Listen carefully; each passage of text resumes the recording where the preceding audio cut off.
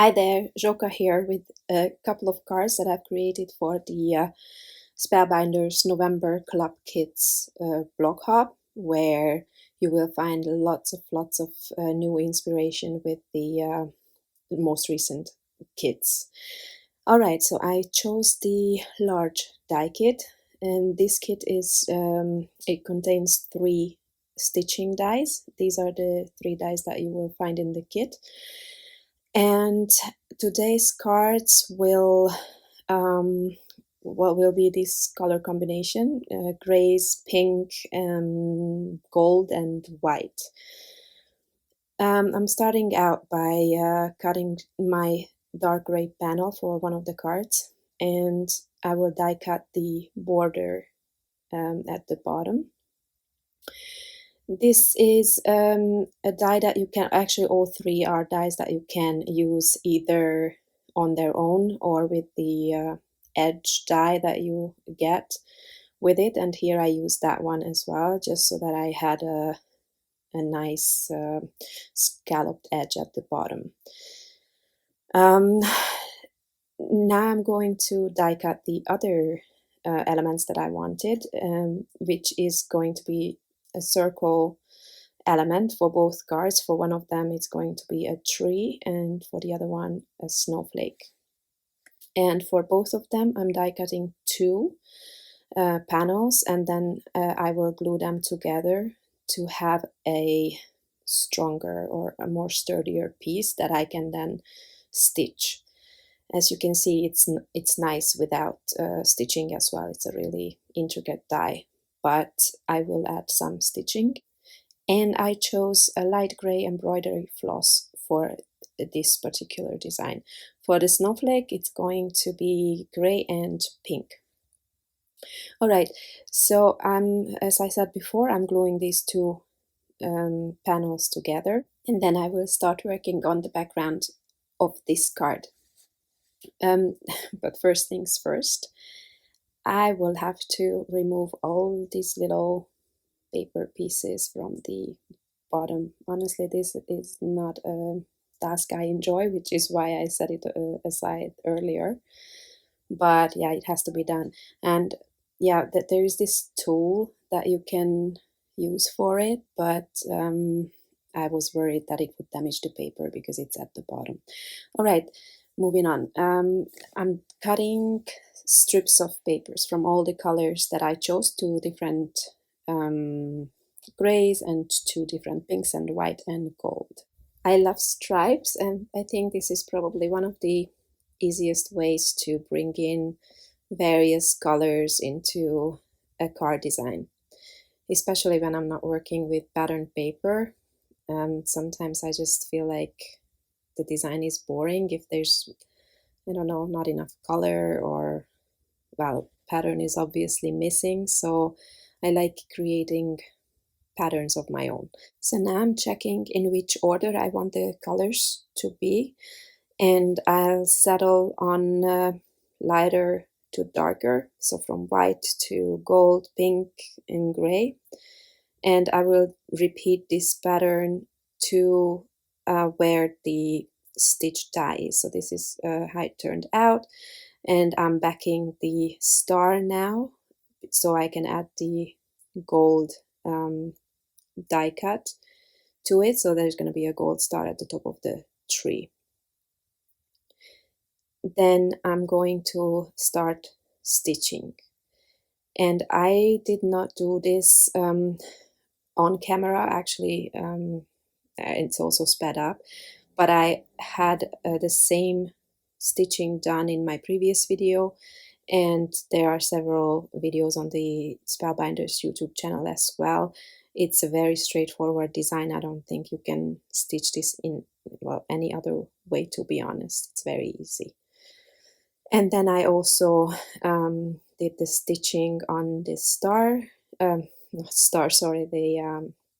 snowflake off camera, and I will also add gray stitching to the border design. Here they are, the finished designs. And I die cut a bigger gray circle that I want to add behind my other circle. And now I'm going to set this aside and work on the other card design. So this is something I did a lot of times before. I sometimes do it on layouts as well, and I find this is the easiest way for me to do it, that I cut apart an A2 size panel in just really random ray kind of design, and I put numbers on them just so I remember easily how to puzzle them back together. And I will use these pieces as templates on my color cardstock, and I'll use 4 colors for this, and then 2 of each. Actually, okay, now I'm uncertain, but I will see it in a second. So in any case, I'm actually 5 colors, I think, and then 2 of each. So I'm drawing these shapes onto the cardstock, and then I'm going to fussy cut them. It will not be perfect, obviously, but you can easily correct these little imperfections. I will show you in a second how. On a layout, it's a bit harder to do, but I normally still fussy cut all of these shapes even there.